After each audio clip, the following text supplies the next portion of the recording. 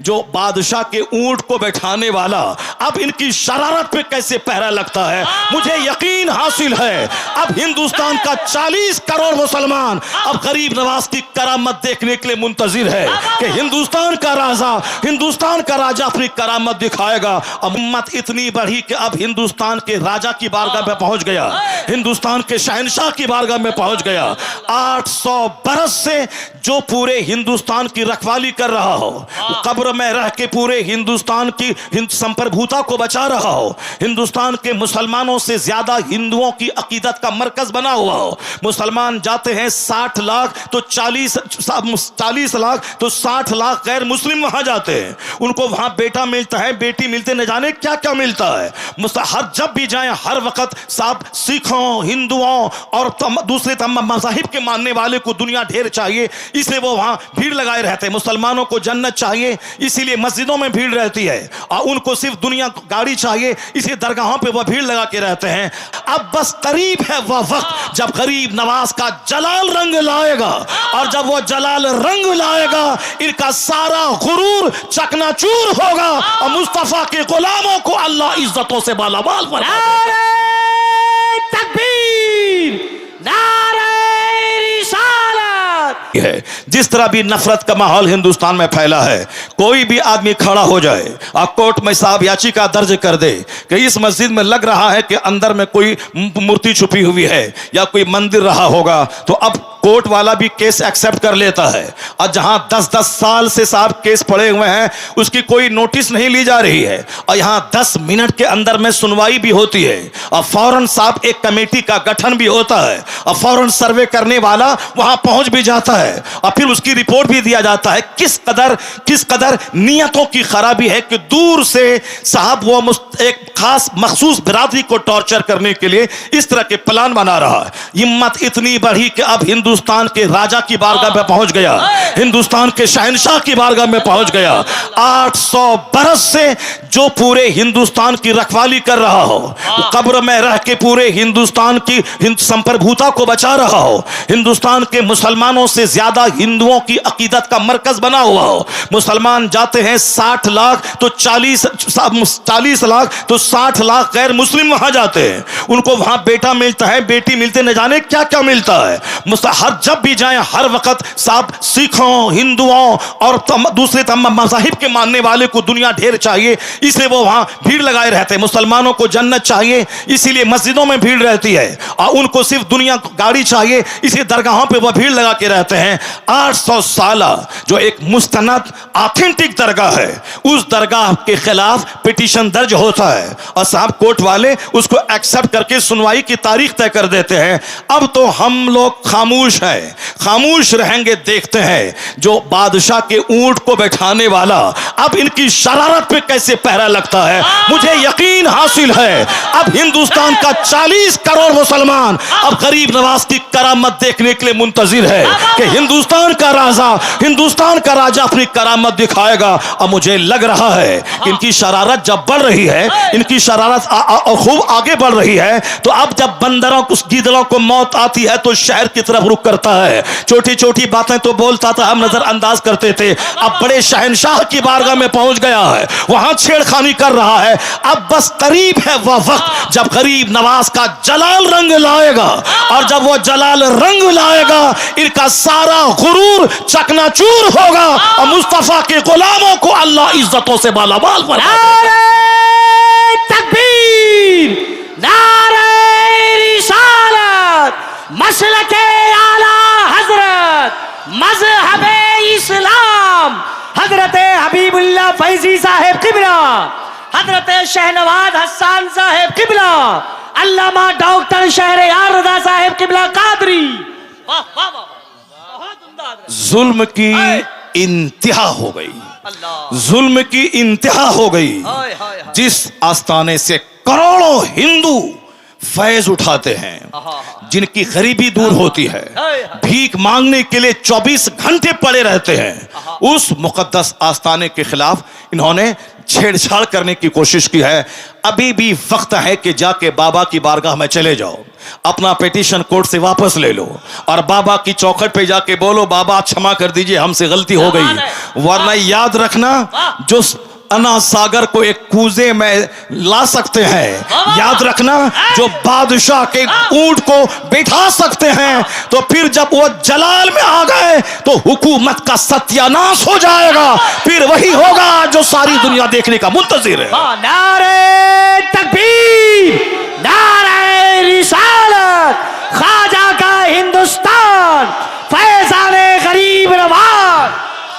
इसलिए एक कौम मुस्लिम, आपको कानून हाथ में नहीं लेना है, आपको सड़क पे आकर के बहुत बड़ा प्रोटेस्ट नहीं करना है। यह मामला शहनशाह हिंदुस्तान का मामला है, अब मामला उनकी कोर्ट में पहुंच चुका है। बस हम लोग वही करें जो सरकार दो जहां के दादा अब्दुल मुत्तलिब, जब अबरहा जो हाथियों का फौज लेके खाने काबा को ढाने आ रहा था, अब्दुल मुत्तलिब ने क्या कहा था कि हर शख्स अपने घर की हिफाजत करता है, ए अल्लाह ये तेरा घर है, तू अपने घर की हिफाजत कर।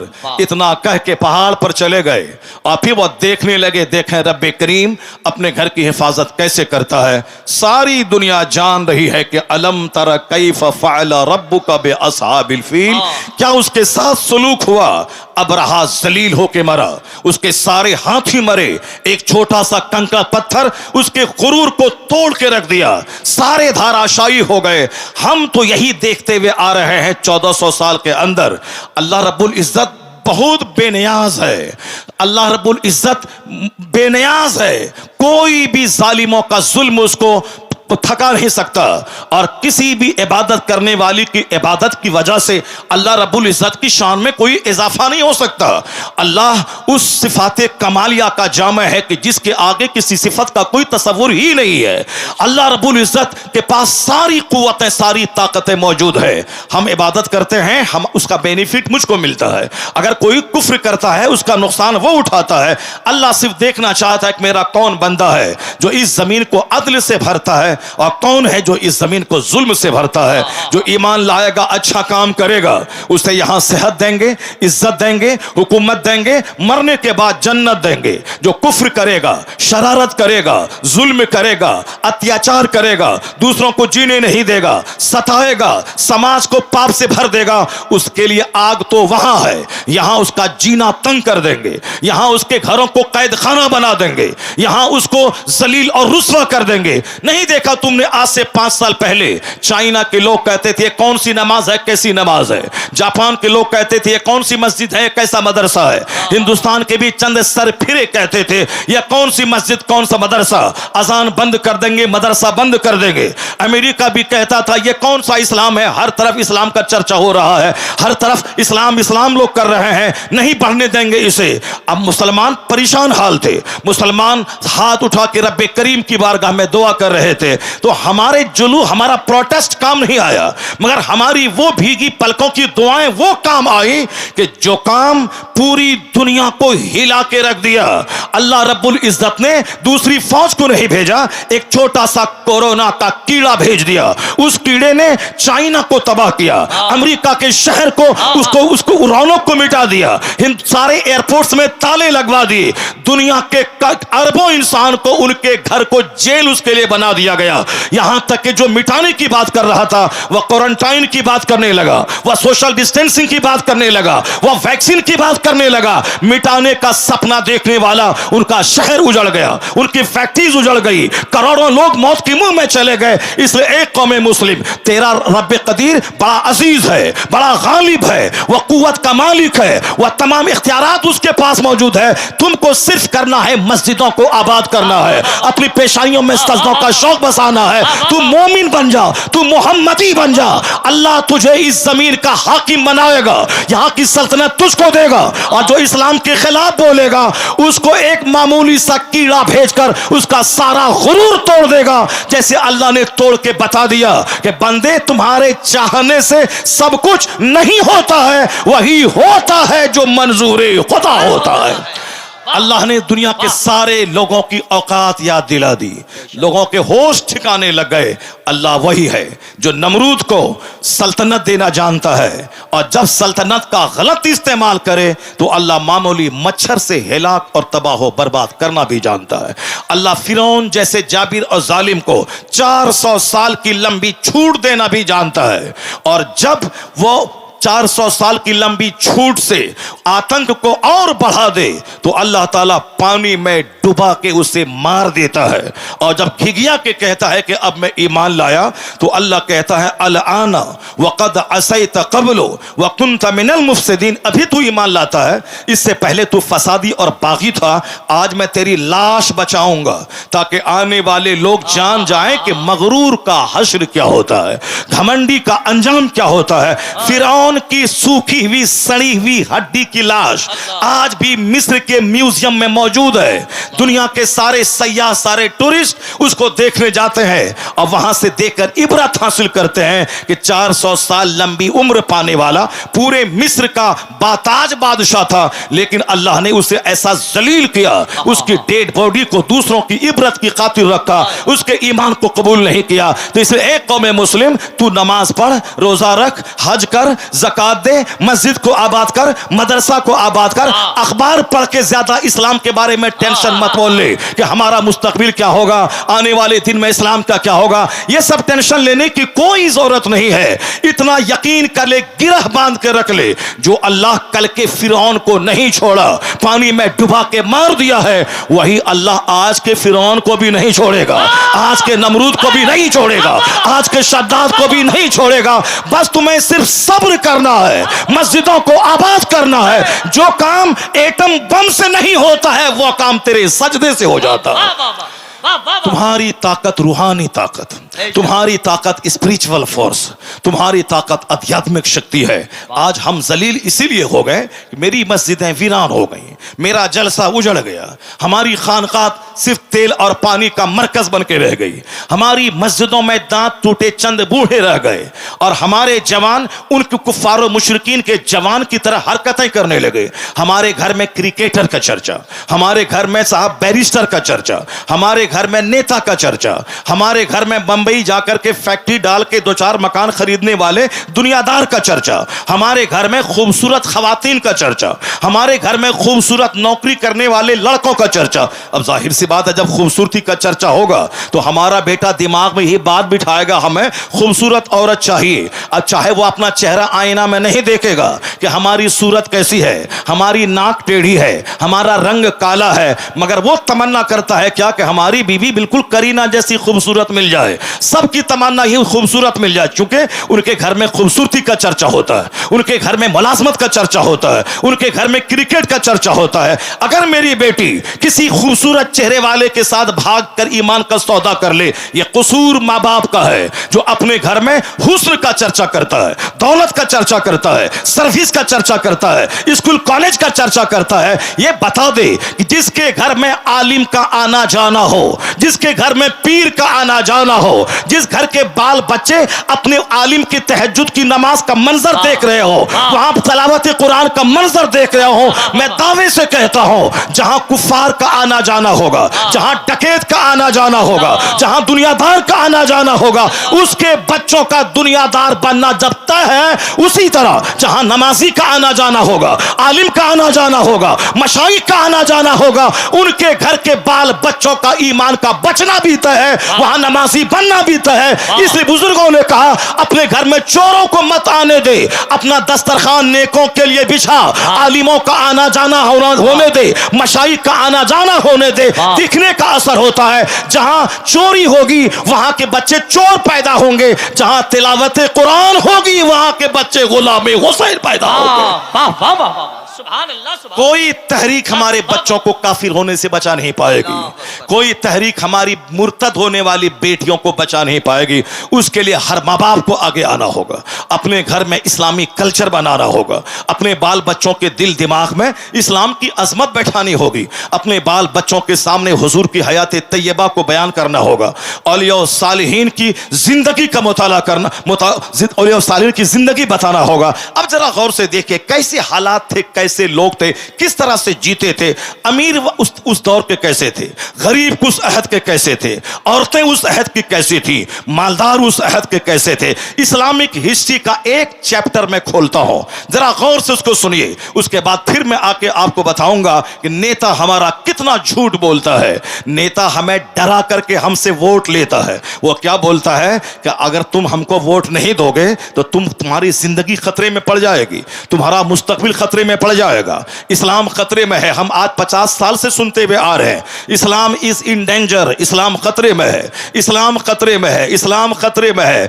जो मौलाना बोलता है इस्लाम खतरे में है, यकीन जाने कि वो मौलाना सच नहीं, वह झूठ बोल रहा है। जो नेता बोलता है इस्लाम खतरे में है, वह नेता झूठ बोलता है। ये क्यों नहीं बोलता नेता कि हमारी नेतागिरी खतरे में है, हमारी पॉलिटिक्स खतरे में है, हमारा एमपी का पोस्ट खतरे में है, हमारी पार्टी खतरे में है, या बोल मेरी पार्टी खतरे में है। हम जिस तरह से वो अपने लोगों को डराता है हमसे और हमारे खिलाफ नफरतों की आग लगाकर वो अपना वोट लेता है, उसी तरह हमारे भी कुछ लोग हैं जो शराब में डूबा हो, एक वक्त की नमाज ना पढ़ता हो, जो दिल्ली में जीतने के बाद 5 स्टार होटल में रंगरलियां मनाता हो, ये हमें आके मजहब के नाम पे हमसे वोट लेता है कि हम मुसलमान हैं, तुम हमको वोट दो। मुसलमान के नाम पे उसको वोट दिया जाएगा जो मुसलमान होगा, कंप्लीट मुसलमान होगा, जो मुस्तफा का होगा, जो कुरान हदीस का होगा, जिसको देखने के बाद लगेगा ये मुसलमान है। सिर्फ एक बिन लेबी लग गया मुसलमान है, बाकी सारा काम मुशरिकीन जैसा है, उसको वोट दिया जाएगा। वोट नहीं दोगे तो बोलेगा तुम्हें काट दिया जाएगा, तुम्हें मार दिया जाएगा। इस्लाम खतरे में है, मुसलमान खतरे में है। मैं बताऊंगा कुरान करीम क्या कहता है, मुस्तफा की हदीस क्या कहती है, और ये नेता क्या बोलता है। और झूठ बोल भी अगर बोलता है कि इस्लाम खतरे में है, वह झूठ बोलता है। कुरान करीम साफ लफ्जों में कह दिया है, युरीदून लियुत्फिउ नूरल्लाहि बिअफ़वाहिहिम वल्लाहु मुतिम्मु नूरी। अल्लाह कहता है ये मुशरिकीन, ये कुफ्फार अपने मुंह से इस्लाम का चिराग बुझाना चाहते हैं, अल्लाह उस नूर को पूरा करना चाहता है। जो अल्लाह उसे पूरा करना चाहता है और ये उस नूर को बुझाना चाहते हैं। बंदों का चाहा हुआ होगा या अल्लाह का चाहा हुआ होगा, ये बंदा कमजोरी का पुतला है। बंदे की हिस्ट्री कमजोर है, इंसान की तारीख की कमजोर है। इंसान पैदा हुआ कैसे है? इंसान पैदा हुआ एक नापाक कतरे से, जिसकी इब्तदा इतनी कमजोर हो कि नापाक कतरे से पैदा हुए हों, जिसकी इब्तदा इतनी कमजोर है या बजती हुई मिट्टी से पैदा हुआ है, जिसकी बुनियाद इतनी कमजोर है कि कई बार शर्मगाहों से इसका गुजर हुआ है। बाप की रीढ़ की हड्डी और मां के सीने की हड्डी से जो कतरा निकलता है, उससे यह इंसान पैदा हुआ। यह मैं नहीं कहता, पैदा करने वाला मेरा खालिक कहता है। फलयंजुरिल इंसानु मिम्मा खुलिक मिम्मा इन दाफिक यखरुजु मिन बैनि सुल्बि व तराइब इन्नहु अला रजइही लकादिर। अल्लाह कहता है a man should consider in his creation. आदमी को अपनी पैदाइश पे गौर करना चाहिए कि वह पैदा हुआ कैसे है। अल्लाह कहता है वह पानी का कूदता हुआ कतरा मनी का, जो बाप की रीढ़ की हड्डी से निकलता है, मां के सीने की हड्डी से निकलता है, और वह बच्चादानी में पहुंचता है, और 4 महीने तक वह ब्लड वह नुत्फा अपनी असल हालत पे रहता है। अगले 40 दिन तक, अगले 40 दिन में वह लोथड़ा बनता है, अगले 40 दिन में ढांचा तैयार होता है, अगले 40 दिन के बाद उसमें जान डाली जाती, 120 दिन के बाद उसमें जान डाली जाती है।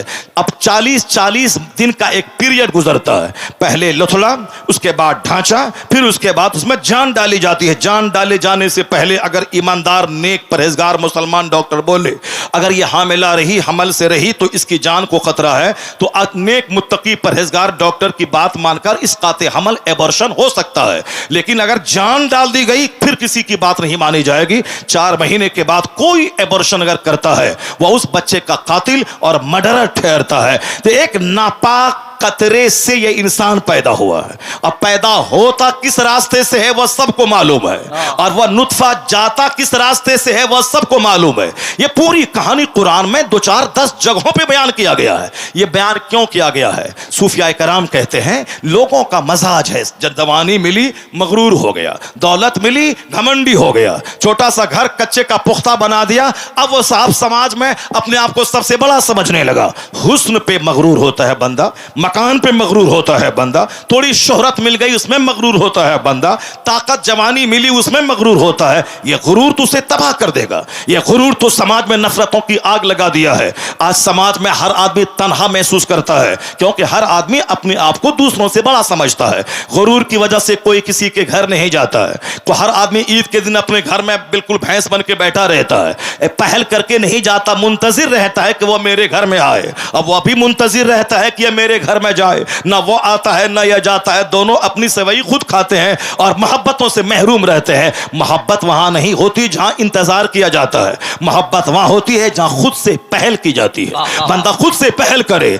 मुंतजिर ना रहे कि वह सलाम करेगा, बल्कि खुद से सलाम में पहल करे। इंतजार ना करे कि वह मेरे घर में आएगा, पहल करके यह खुद उसके घर में चला जाए। वो सारी कैफियतें जब थी तो गुर्बत में भी राहत का मजा मिलता था, और आज सब मकान बना रहे हैं और सबका दिल उजड़ रहा है, सबका चेहरा उजड़ रहा है, समाज नफरतों की आग में जलता चला जा रहा है। आका ने कहा था ला तदखुलूनल जन्नत हत्ता तुमिनु, जन्नत नहीं जाओगे जब तक कि मोमिन न बन जाओ। वला तुमिनु हत्ता तहाब्बू, मोमिन नहीं बनोगे जब तक कि आपस में एक दूसरे से मोहब्बत न करो। मोहब्बत करना मोमिन बने रहने के लिए जरूरी है। अपने पड़ोसी से मोहब्बत जरूरी है ईमान बचाने के लिए, अपने रिश्तेदारों से सिले रहमी जरूरी है ईमान बचाने के लिए, अपने गांव के गरीबों से मोहब्बत जरूरी है ईमान बचाने के लिए, और मालदारों को गरीबों से, गरीबों को मालदारों से मोहब्बत जरूरी है ईमान बचाने के लिए। नफ्स के बहकाव में न आए, शैतान के बहकाव में न आए, और घमंडी न बने, घमंड चकनाचूर कर देगा। इन अल्लाह युहिब्बुल मुतकब्बिरीन, अल्लाह मुतकब्बिरीन को दोस्त नहीं रखता है। तो घमंड यह है कि हम उसके पास न जाएं, वह मेरे पास आए, यह घमंड है। और अखलाक क्या है? वो आए ना आए मुझे जाना है, वह सलाम करे ना करे मुझको सलाम करना है, वह मेरे जनाजे में आए ना आए, हम उसके घर में कोई जनाजा हो मैं जाऊंगा, मेरे बीमार पड़ने के बाद मजाद पुरसी को आए ना आए मुझको जाना होगा। यह है नफरतें मिटाने का फॉर्मूला। जब बंदा 10 बार सलाम करेगा सामने वाले को, तो सामने वाला जरूर 11वीं बार सलाम में पहल करना चाहेगा, क्योंकि अखलाक आदमी के दिल को मुसक्कर कर लेता है, और यही अखलाक की मोहम्मदी है। और यहां नफरतों में जीते हैं कि साहब शौहर बीवी को सलाम करेगा, बीवी कहती है हम कम है क्या हम शौहर को सलाम करें, हम क्यों करें, हम उससे कम है क्या, हम सलाम करेंगे तो वो समझेगा ये हमसे डर गई है, ये डरती है हमसे सलाम, डरती है इसे बार बार सलाम करती है, ये बोलती है शौहर समझेगा ये डर रही है, और शौहर सोचता हम सलाम करेंगे तो वो बोलेगा कि शौहर डर रहा है, ये साहब हम उसे डर रहे हैं, ये हमको सलाम कर रहा है। ये दोनों भी एक दूसरे से दूरियां बना रहे हैं, एक दूसरे पर एतमाद खत्म हो रहा है। मोहब्बत का तरीका ये नहीं है। जब नफ्स की मानेंगे तो नफरत फैलेगी, अदावत फैलेगी, लेकिन जब निगाहों के सामने मुस्तफा को ले आएंगे तो नफरतों का खात्मा होगा, मोहब्बत बढ़ जाएगी। आप सिर्फ ये कहें मैं शेखुल हदीस हूं तो क्या हुआ, मैं शौहर हूं तो क्या हुआ, मैं मालदार हूं तो क्या हुआ, मुस्तफा से बड़ा कौन है दुनिया में? वही जाने ईमान वो है, असली ईमान वो है, रूहे ईमान वो है, कंज़े ईमान वो है। होते कहां खलीलो बिना काबा में ना, लौलाक वाले साहिबी ये सब तुम्हारे घर की है। कहां हमें दीन मिलता, कहां हमें कुरान मिलता, कहां खुदा की पहचान मिलती, ये सारी नेमतें मुस्तफा के सदके में मिली है। तो हुजूर को मॉडल मुस्तफा अल्लाह ने हमारे लिए बनाया है। नफ्स की मानेंगे तो गुरूर पैदा होगा, नफ्स की मानेंगे मियां बीवी में दूरियां पैदा होंगी, नफ्स की मानेंगे तो छोटे और बड़े में दूरियां पैदा होंगी। अगर मुस्तफा की मान गए, मुस्तफा को सामने ले आए तो सामने ही आएगा हम बड़े या मुस्तफा बड़े। मुस्तफा रास्ते से गुजरते थे तो बच्चों को सलाम करते थे, छोटों को सलाम करते थे। जब हुजूर का कैरेक्टर सामने आएगा तो घमंड मिटेगा, सलाम में पहल और आगाज शुरू हो जाएगा। अगर हम ये सोचे कि हम अपनी बीवी को सलाम क्यों करें, महर की रकम मैं देता हूं, मैं अपने घर में उसको रखता हूं, मैं नान नफका का इंतजाम मैं करता हूं, अगर ये बातें सोचेगा तो फिर वहां घमंड काम करेगा। लेकिन जैसे ही सोच ले मैं बड़ा या मेरे मुस्तफा बड़े, मुस्तफा जब घर में आते थे तो सलाम में अपनी बीवियों को पहल फरमाते थे, अपनी बीवियों को सलाम करते थे, सरकार छोटे बच्चों को सलाम करते थे। सहाबे कराम तो जान हथेली पे लेकर मुस्तफा पे कुर्बान होना चाहते थे, लेकिन हुजूर उनको सलाम करने का मौका नहीं देते थे, सलाम में पहल फरमाते थे। यही हुजूर की अदाएं थी जो अरब के उन अल्लाहों को मुस्तखर कर लिया, अरब के उन बदुओं को सिविलाइजेशन और कल्चर के ऊंचे मेयार पे फाइज कर दिया। जो जंगली थे, जो वहशी थे, हुजूर के अखलाक ने उसे torch bearer of civilization and culture बना दिया कि खुद न थे जो राह पे औरों के हादी बन गए। क्या नजर थी जिसने मुर्दों को मसीहा कर दिया। उन अरब के मुर्दों को मसीहा किसने बनाया? ये हुजूर के अखलाक ने उनके दिलों को जीत लिया। तो आका फरमाते हैं कि तुम जन्नत नहीं जाओगे जब तक कि मोमिन न बन जाओ, मोमिन नहीं बनोगे जब तक कि आपस में एक दूसरे से मोहब्बत ना करो। और आका फरमाते हैं अवला अदुल्लुकुम अला शैइन इज़ा फ़अलतुम तहाबबतुम अफ़शुस सलाम बैनकुम। आका कहते हैं एक नुस्खा बताता हूं जिससे आपस की कुदूरतें मिटेंगी, अदावतें मिटेंगी, मोहब्बत बढ़ेगी। आका कहते हैं एक काम करना, उसको अपने बिल्कुल फैला देना, उस नुस्खे को सीने दिल से लगा लेना। उस नुस्खे को अगर तुमने लगा लिया तो मोहब्बत बढ़ेगी, नफरत घटेगी। आका फरमाते हैं अफ़शुस सलाम बैनकुम, आपस में सलाम को फैला दो, आपस में सलाम को फैला दो। बड़ा छोटे को, छोटा बड़ा को, शौहर बीवी को, बीवी शौहर को, पड़ोसी पड़ोसी को, इमाम मुक्तदी को, मुक्तदी इमाम को, छोटा बड़े को, बड़ा छोटे को, जो भी साहिब ईमान मिले खूब सलाम कर, आपस में मोहब्बत पैदा हो जाएगी, आपस में दूरियां घटेंगी, मोहब्बतों का माहौल पैदा होगा। तो मोहब्बतों को पैदा करने के लिए घमंड का पुतला नहीं बनना है, बल्कि आजिज़ी और खाकसारी की तस्वीर बन जानी है। जब कोई निशानदेही करे कि आप ये गलत कर रहे हैं, घमंड का पुतला नहीं बनना है, बल्कि फौरी तौर पर एक्सेप्ट कर लेना है कि हाँ हमसे ये खता हुई है, अब अपनी खता की दुरुस्तगी कर लेनी, इस्लाह कर लेनी है। मगरूर हमेशा जलील होता है और आजिज़ व खाकसार हमेशा सुरखरू होता है। अल्लाह के रसूल कहते हैं जो अपने मन में बड़ा बनता है, अल्लाह उसे लोगों की निगाहों में खिंजीर और कुत्ते से बदतर बना देता है। अल्लाह के रसूल कहते हैं मन तवाज़ा लिल्लाह रफ़अहुल्लाह, जो अल्लाह के लिए नरमी इख्तियार करता है, तवाज़ो इख्तियार करता है, झुक जाता है, अल्लाह उसे बुलंद कर देता है।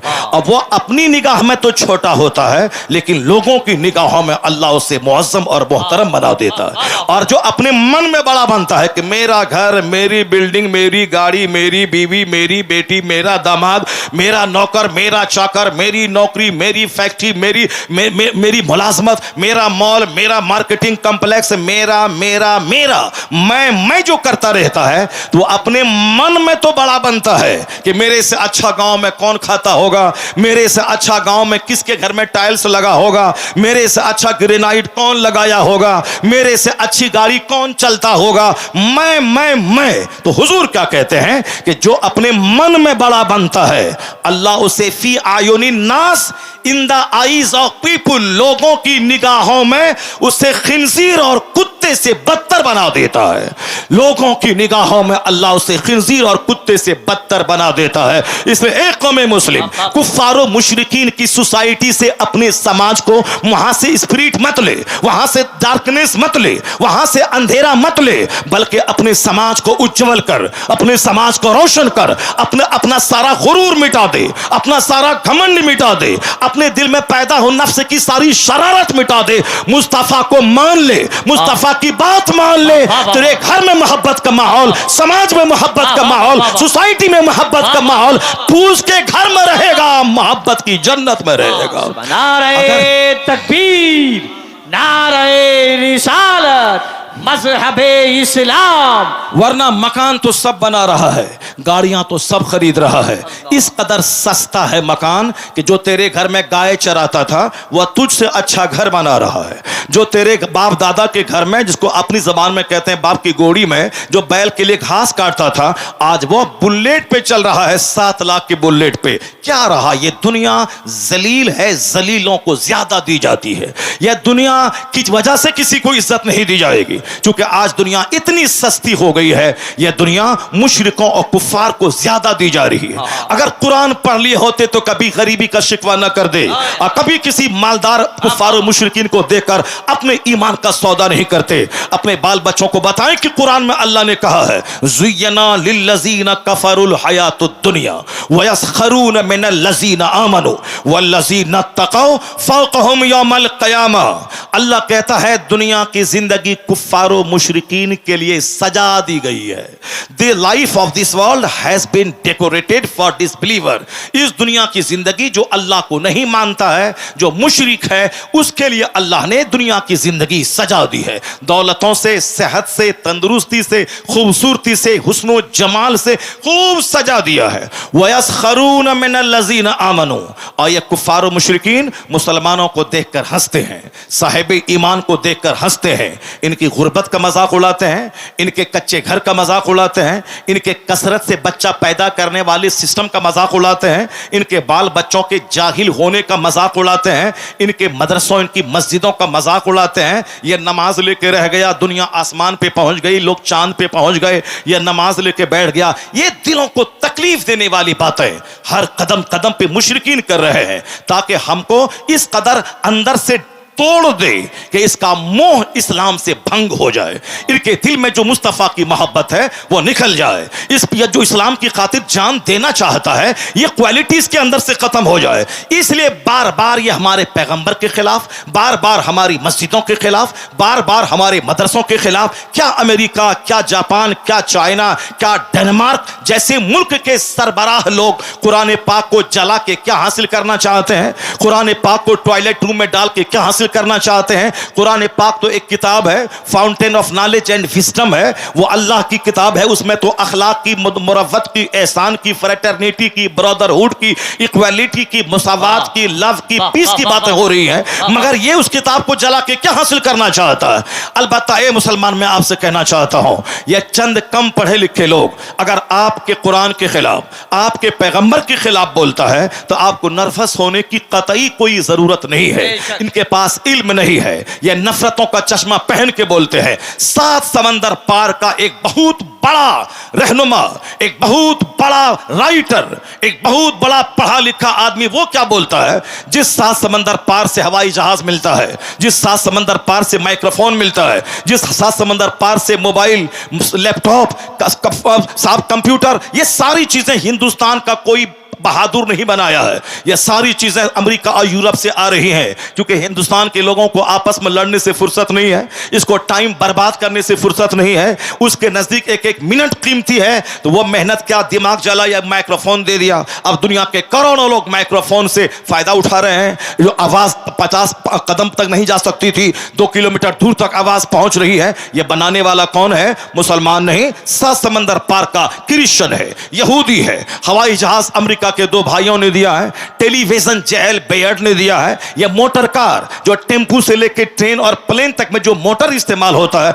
इसको हेनरी फोर्ड ने दिया है। ये सारी चीजें वहीं से आ रही है। तो वहां का एक दानिश्वर हिंदुस्तान के बहुत सारे दानिश्वरों से के मुकाबले में बहुत बड़ा होता है। भले ही हमारा मुल्क हिंदुस्तान है, हम इस मुल्क से जर्रे जर्रे से प्यार करते हैं, अलबत्ता जो क्वालिटी है उसको तो मानना पड़ेगा, जो हमारी कमजोरी है उसको तो मानना पड़ेगा। अब हमारा बेटा वह बंदर है, हमारा बेटा छुछंदर है, चपरासी भी नहीं बन पाया, वह घूमता रहा, इधर उधर मुंह देखता रहा, वह सब चपरासी भी नहीं बना। अब तो बाप तो कहेगा कि बेटा हमारा बंदर लग रहा है। अब एक बाप दिन भर में 50 बार अपने बेटे को बंदर बोलता है, छुछंदर लग रहा है, बंदर लग रहा है। यह बाप का दिल जलता है कि दूसरे के बेटा लॉयर बन गया, बैरिस्टर बन गया, साइंटिस्ट बन गया, प्रोफेसर बन गया, वैज्ञानिक बन गया, और हमारा बेटा बंदर और छुछंदर बन गया। यह बाप का दिल जलता है, तब अपने बेटे को बंदर छुछंदर कहता है। तो अब ऐसा नहीं कि साहब हमको अपने बेटे से नफरत है, हमें अपने बेटे से नफरत है, हमें अपने बेटे से दुश्मनी है। ये दुश्मनी में नहीं, ये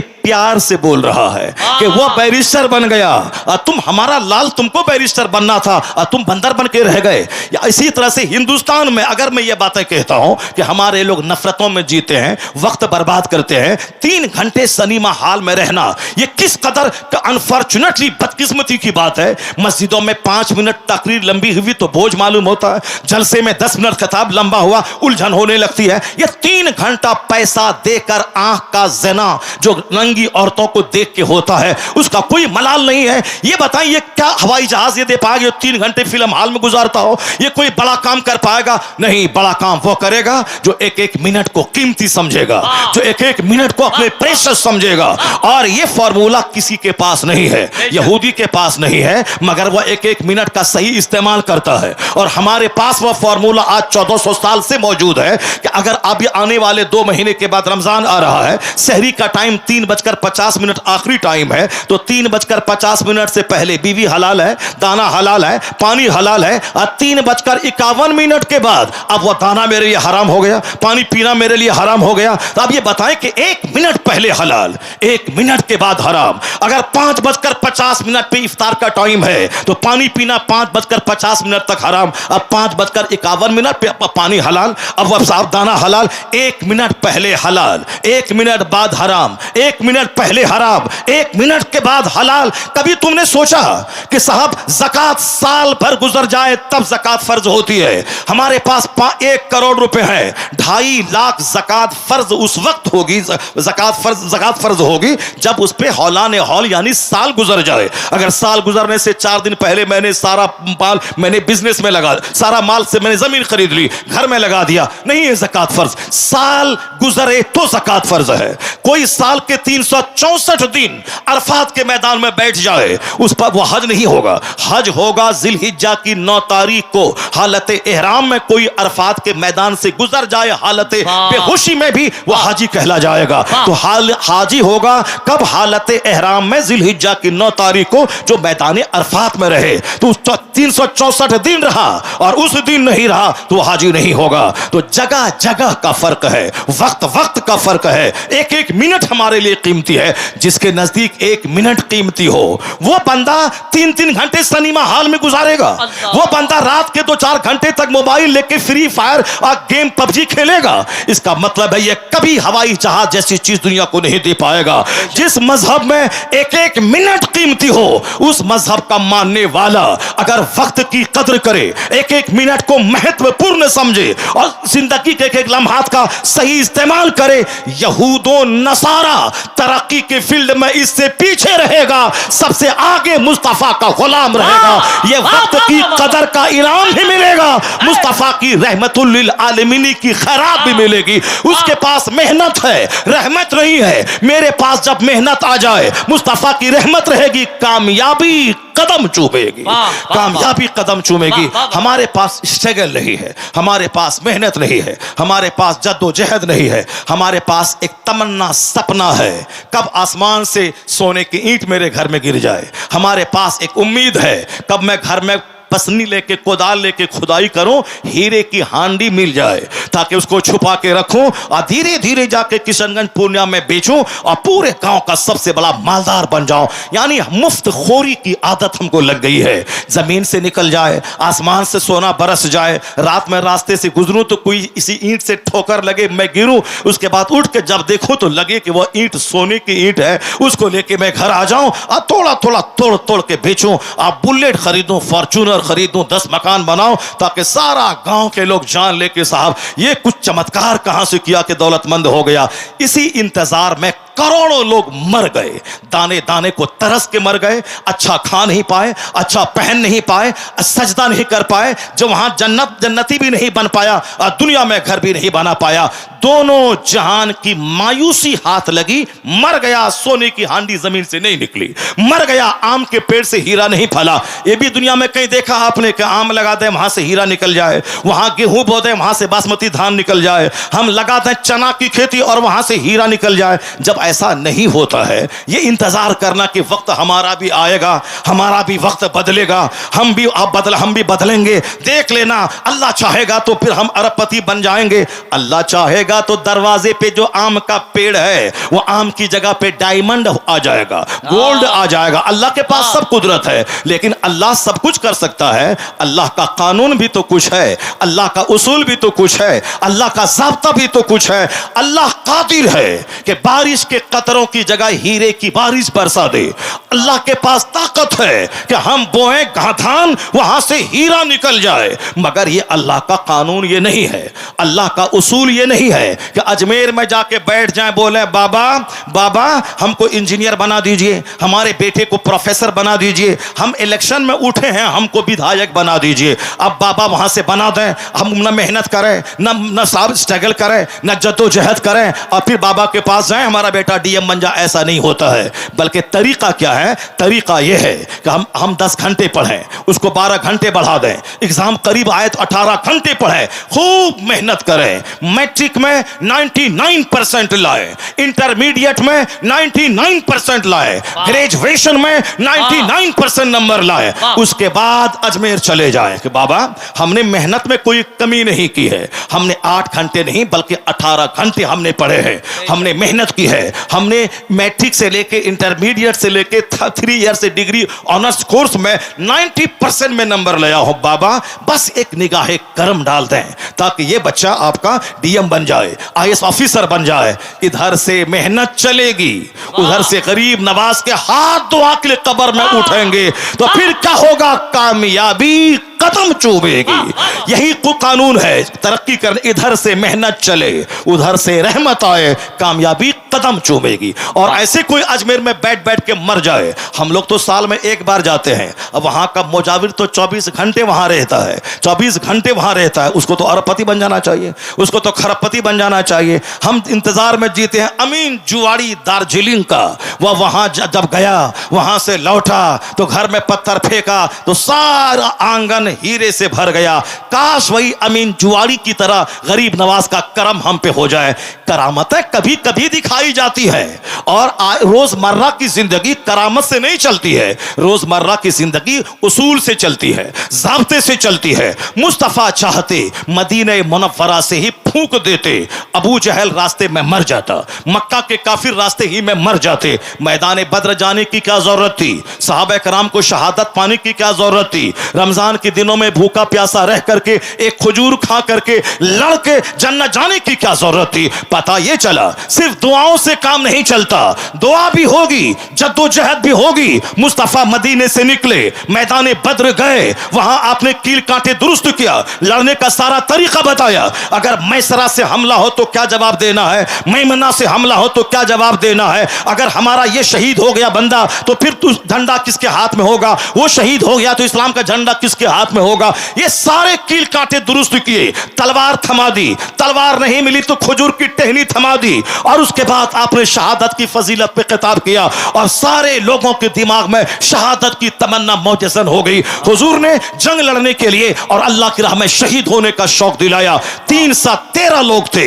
उसके बाद मुस्तफा चले गए झोपड़े के पास, अब वहां सजदा करने लगे, अल्लाह से रो रो के दुआ करने लगे। पर यही दुआ मदीने में कर सकते थे, लेकिन नहीं। खुदा की हिकमत क्या है, बंदा काम करे, बंदा जमीन पर फैल जाए, बंदा मेहनत करे, बंदा मुशक्कत करे। तो इसलिए मुस्तफा मदीने से चल के मैदान बद्र आए। पहले जंग लड़ने की, शहादत पाने की, अगर फतह हासिल हो जाए तो सारा क्रेडिट अल्लाह की मदद को देने की, वह सारा क्रेडिट अपने ऊपर न लेने की, जो एक इस्लामी क्वालिटी है, वह सारी बातें मुस्तफा ने अता कर दी। उसके बाद हुजूर दुआ करने लगे, इस कदर रो रो के दुआ कर रहे। कौन? दुनिया का सबसे बड़ा जर्नल, दुनिया का सबसे बड़ा रसूल, दुनिया का सबसे बड़ा पैगंबर, महबूबे परवरदिगार, जो मैदान जंग से, जंग शुरू होने से पहले कह दिया हो यहां उतबा मरेगा, यहां शैबा मरेगा, यहां अबू जहल मरेगा, और जिसके सामने मुस्तफा ने कहा था वो 1 इंच उस जगह से वो काफिर हट नहीं पाया।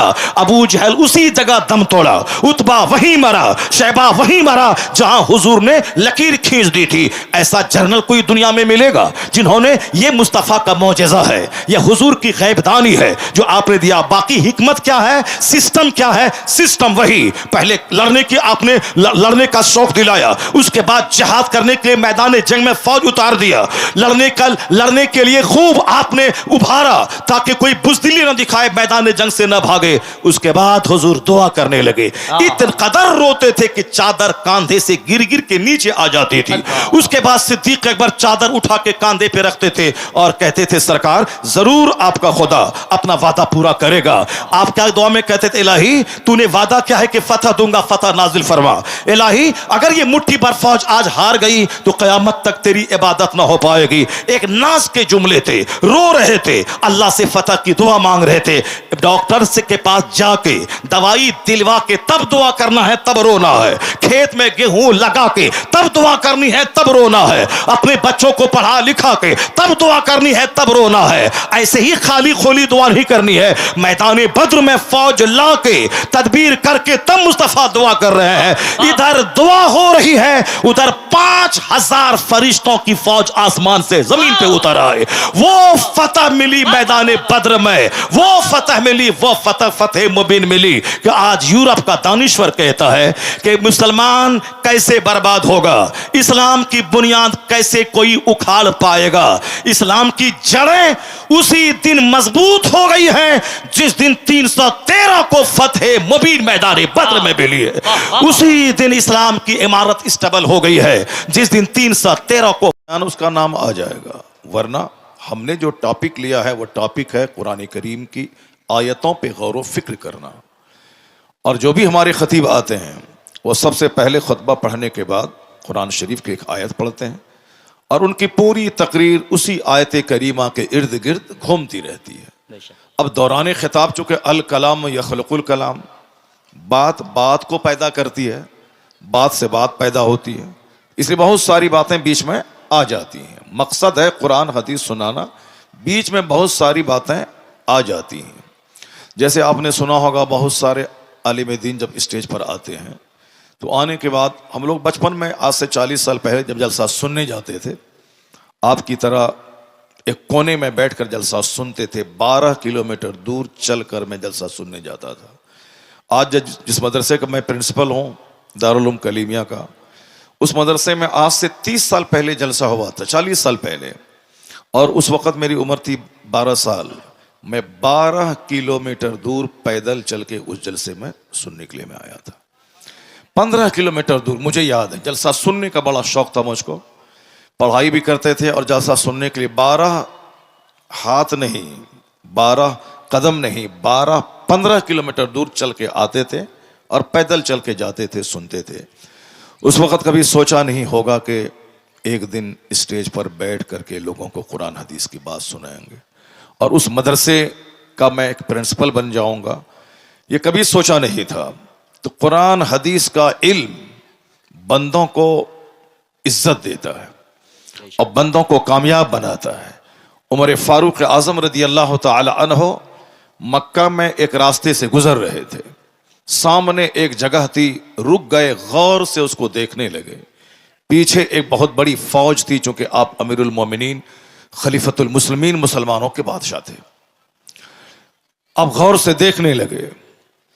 किसी ने कहा कि हुजूर बहुत देर से आप उस खाई को देख रहे हैं, वादी को देख रहे हैं, पीछे फौज है, चिलचिलाती धूप है, दोपहर का वक्त है, क्या देख रहे हैं? उमर फारूक कहने लगे, मैं उस जगह को देख रहा हूं जिस जगह कभी मैं ऊंट चराया करता था, जिस जगह मैं कभी ऊंट चराया करता था।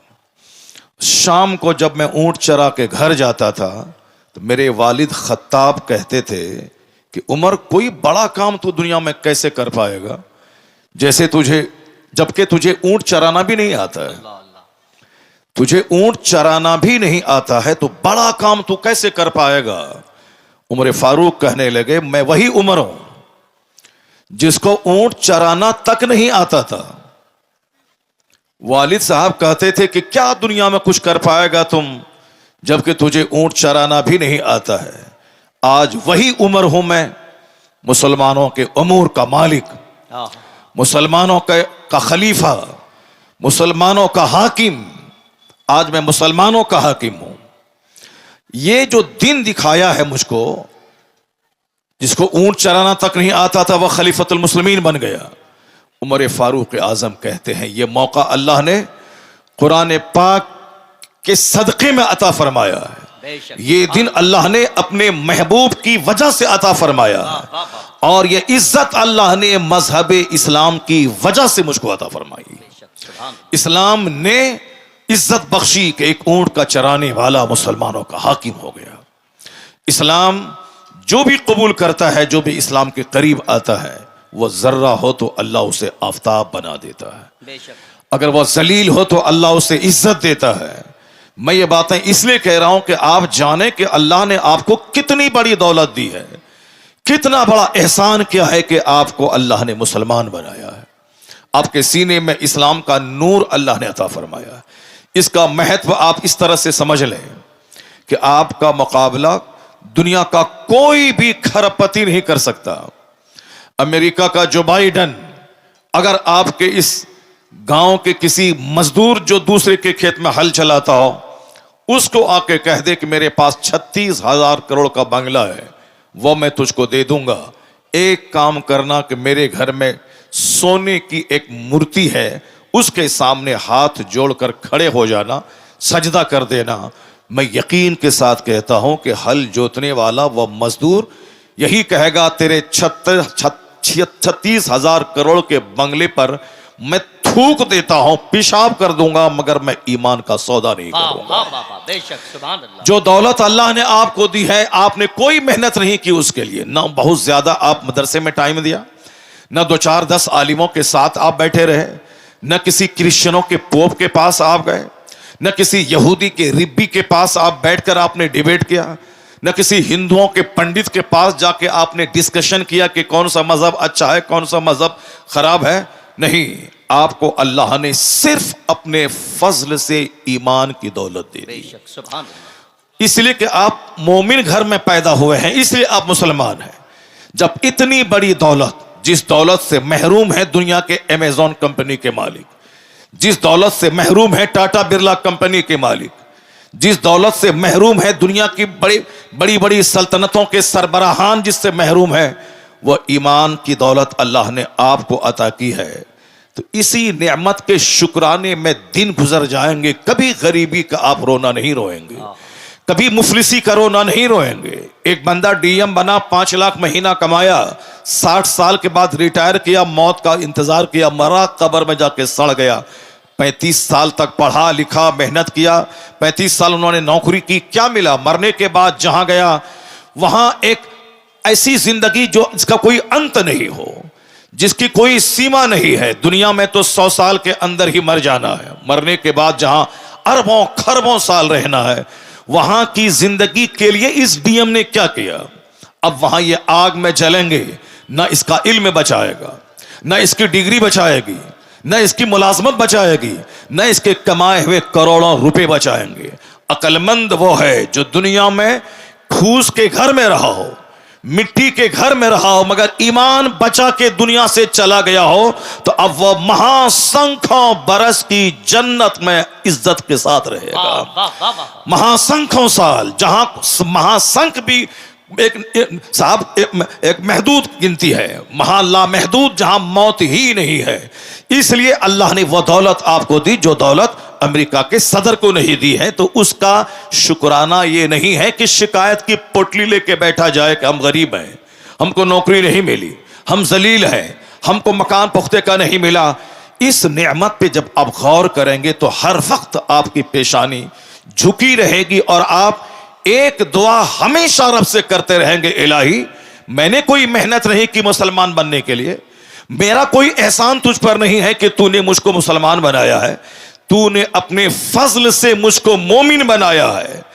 तो हर वक्त वह मोमिन यही दुआ करेगा, इलाही जब एक एहसान इतना तूने किया है तो एक एहसान और कर देना कि हालत ईमान में मौत देकर जन्नतुल फिरदौस अता कर देना।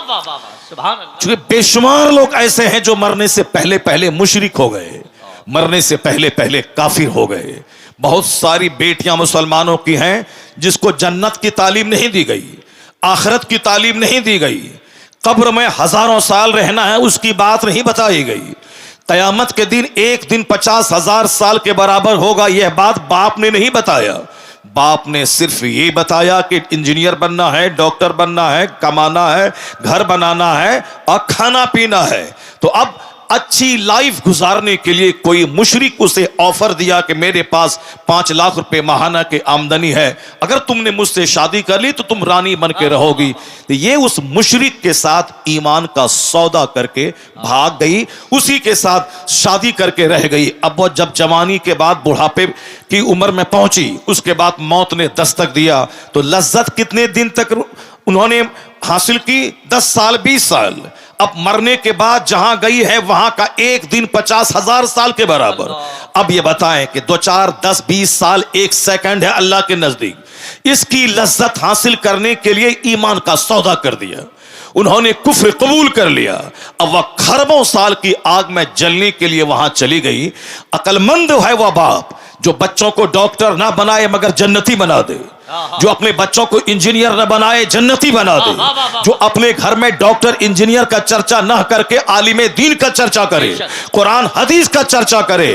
वह औरत धन्य है जो नहीं बनी इंजीनियर मगर वह चूल्हे में खाना बनाती रही, अपना ईमान बचाती रही, बहारे शरीयत पढ़ती रही, कुरान पाक की तिलावत की, माह रमजान में 20 रकअत सूरह तरावी वह पढ़ती रही। वो औरत ईमान बचा के चली गई। खरबों कमाने वाली बैरिस्टर से यह बेहतर है कि कनीज़े फातिमा बनकर फातिमा ज़हरा के साथ जन्नत चली गई। वह कौन सा इल्म है जो इल्म आदमी की इज्जत को तार-तार कर दे? वह कौन सा इल्म है जो आदमी को कुफ्र के करीब पहुंचा दे? वह कोई इल्म है जो आदमी को जानवर बना दे?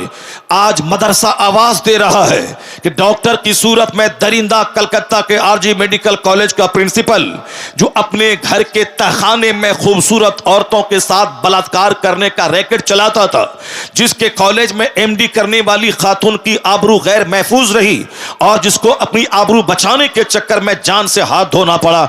ये कोई डाइटन सिमिलिया का कसिया का कोई जाहिल नहीं था, वो कोई विलेजर, कोई देहाती, कोई फार्मर नहीं था, पढ़ा लिखा आदमी था।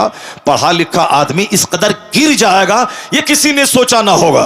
आपने देखा होगा मुजफ्फरपुर के शेल्टर होम में वह नेताओं का किस तरह कनेक्शन वहां पली जाने वाली औरतों के साथ था। लोग कहते हैं कि वह डॉक्टर की सूरत में जानवर, वह डॉक्टर की सूरत में दरिंदा। एक गांव का देहाती अपने चचेरे भाई के पास किशनगंज गया, डॉक्टर के पास, कहा आप मेरी बीवी का इलाज करें। डॉक्टर बोलता है कि तुम्हारी बीवी दर्द ज़ह में मुब्तला है, बच्चा या बच्चा भी मरेगा या नहीं जच्चा मर जाएगी, इसलिए तुम्हें 1 घंटे के अंतर सिजरिंग करना पड़ेगा। वो कहता है मैं बीमार हूं, मैं गरीब हूं, मैं मजदूर हूं, कहां से मैं 50,000 रुपए ला के दूं? ये डॉक्टर दिमाग में बहुत बड़ा सपना पाल करके किशनगंज आया है कि मैं MBBS हूं, अपने बच्चों को FRCS बनाना है, अब मुझे 2 एकड़ जमीन में शानदार घर बनाना है, मुझे फॉर्च्यूनर खरीदनी है। अब इतना पैसा, ऐसा नहीं कि डॉक्टर बनने के बाद रुपया का एक पेड़ अपने क्लिनिक में कोई लगा दे और रोजाना जाए 2 घंटा बैठे और पैसा तोड़ के झोला भर के शाम में घर ले जाए। नहीं, उसे तो मरीजों को देखना होगा, मरीजों की फीस से ही कमाना होगा। तो इतनी कमाई कहां से आएगी कि फॉर्च्यूनर का की किस्त अदा करे, वह 2.5 एकड़ जमीन का की किस्त अदा करे? अब वह इंसानियत का लिबादा छोड़कर झूठ का लिबास पहनता है, हैवानियत का कपड़ा पहनकर झूठ बोलता है कि तेरी बीवी 1 घंटे के अंदर में मर जाएगी, इसको सिजरिंग करवाना पड़ेगा। अब वह बेचारा छोटा सा घर बेचकर डॉक्टर को 50,000 रुपए देता है और वह डॉक्टर एक गरीब औरत की सिजरिंग करके उसको कई सारी औलादों से महरूम कर देता है। लोग कहते हैं ये डॉक्टर है मगर इंसान नहीं है। इंसान वो है जो इंसानियत जिसके अंदर हो, वह दूसरों का दर्द महसूस करे, मतलब डॉक्टर है मगर इंसान नहीं है। मोरबी का इंजीनियर कई 100 आदमी की जान ले लिया, उन्होंने NOC दिया, नो ऑब्जेक्शन, यह ब्रिज को खोल दिया जाए आम पब्लिक के लिए। ब्रिज गिरा, कितने 100 पब्लिक की जान चली गई। लोग कहते हैं वह इंजीनियर नहीं, वह कसाई है जिसने इतने लोगों की जान ले लिया। चीफ मिनिस्टर झारखंड का जो गरीबों की प्रॉपर्टी कोयला है उसके घोटाले में पकड़ा गया, कई साल तक जेल रहा। लोग कहते हैं यह चीफ मिनिस्टर नहीं बल्कि गरीबों का हत्यारा है। मतलब इंजीनियर की सूरत में जानवर, डॉक्टर की सूरत में जानवर। लोग कहते हैं कि इंसान कहां है, इंसानियत कहां है? तो मैं कहता हूं आज भी इंसानियत की एक फैक्ट्री है, वह फैक्ट्री चले जाओ, उस फैक्ट्री में यह पढ़ाया जाता है झूठ बोलना हराम है, शराब पीना हराम है, ज़िना करना हराम है, माँ बाप को सताना हराम है, पड़ोसी से लड़ना झगड़ना हराम है, और खड़े होकर नहीं खाना है, बैठ के खाना है, बाथरूम ऐसे जाना है, बिस्तर पे ऐसे लेटना है, ऐसे घर से बाहर निकलना है। आदमियत का सलीका किस फैक्ट्री में सिखाया जाता है, कहां से इंसान पैदा होते हैं। इस रुए जमीन पर एक दरसगाह है जहां अव्वल दिन से लेके आखिरी दिन तक, यानी उर्दू की पहली किताब से लेके बुखारी शरीफ तक यही पढ़ाया जाता है। यह लीगल है या इलीगल है, यह राइट है या रॉन्ग है, यह जायज है या नाजायज है, यह सही है या गलत है, यह हराम है या हलाल है, यह करना है या नहीं करना है, यह हार्मफुल है या यूजफुल है, यह हानिकारक है या लाभदायक है। यानी वो आदमियत की शिक्षा जिस दरसगाह में दी जाती है उसी का नाम है मदरसा। अब जब यह फैक्ट्री जवान थी, जहां फैक्ट्री जवान थी, फैक्ट्री का प्रोडक्शन था, तो खलीफा हारून रशीद का बच्चा मदरसे में पढ़ता था, औरंगजेब जैसे हिंदुस्तान के बादशाह मदरसे में पढ़ते थे। उस वक्त में अमीर गरीब सब चाहता था मैं इंसान बनाने वाली फैक्ट्री में पढ़ूं और वहां से कुतुब बन के निकलूं, अब्दाल बन के निकलूं, आदमी बन के निकलूं। जब तक यह फैक्ट्री जवान थी, प्रोडक्शन ज्यादा हो रहा था, तो समाज कुतुब से भरा था, अब्दाल से भरा था, नेकों से भरा था, शरीफों से भरा था। लेकिन जब से इस फैक्ट्री को गवर्नमेंट ने आतंकवादी का अड्डा कहा और जब से हमारे पैसे वालों ने अपने बच्चों को पढ़ाना छोड़ दिया, जब यह फैक्ट्री बंद हो जाएगी या बंद नहीं होगी, पैदावार कम हो जाएगी, तो समाज में शरीफ कहां से मिलेंगे, वली कहां से मिलेंगे, कुतुब अब्दाल कहां से मिलेंगे। अब अगर लोग चाहते हैं कि समाज शरीफों से भरे, नमाजियों से भरे, जंटी लोगों से भरे, कुतुब अब्दाल से भरे, तो अब कंप्यूटर लेना होगा, फैसला बदलना होगा कि जिस तरह की फैक्ट्री, जैसा प्रोडक्शन, उसी तरह के लोग समाज में नजर आएंगे। इंजीनियरिंग कॉलेज में आदमी कम, वहां पैसा कमाने वाले जानवर ज्यादा पैदा किए जाते हैं। मेडिकल कॉलेज में आदमी कम, पैसा कमाने वाले जानवर ज्यादा पैदा किए जाते हैं। तो अब ये एक इंसानी बनाने वाली फैक्ट्री है मदरसा। इस फैक्ट्री को जिंदा करें। जब ये मदरसा जिंदा होगा, पैदावार बढ़ेगी, तो शरीरों की तादाद घटेगी, शरीफों की तादाद में इजाफा होता चला। नारे तकबीर, नारे रिसालत, मज़हबे इस्लाम, जश्ने दस्तार बंदी, अल्लामा डॉक्टर शहरयार रजा साहब किबला। बहुत उम्दा हज़रत, वाह वाह वाह वाह वाह वाह मदरसा वाह वाह वाह। मदरसा ने ही सारी दुनिया को बताया है कि इल्म क्या चीज है। हाँ। मदरसा ने ही सारी दुनिया को बताया है कि रिसर्च क्या है। मदरसा ने बताया है कंटेम्पलेशन क्या है। मदरसे ने बताया है शोध क्या है। मदरसे ने बताया है चिंतन क्या है। हमारे बच्चे भी गौर से सुने मेरी बात। जो दूसरे लोग मुखालिफ मजहब के मानने वाले, अगर उस तक मेरी बात पहुंच जाए, वह भी मेरी बात को गौर से सुन ले। अगर मदरसा आतंकवादी का अड्डा है, तो कभी किसी दिन किसी एक जासूस को मदरसा भेज दो और मदरसा भेजने के बाद हर क्लास में उसको बैठा दो और ये रिपोर्ट देने के लिए बोलो कि क्या मौलाना साहब ने अपनी दरसगाह में बच्चों को मारने और काटने की बात सिखाई है या शराफत की बात सिखाई है, ह्यूमैनिटी की बात सिखाई है।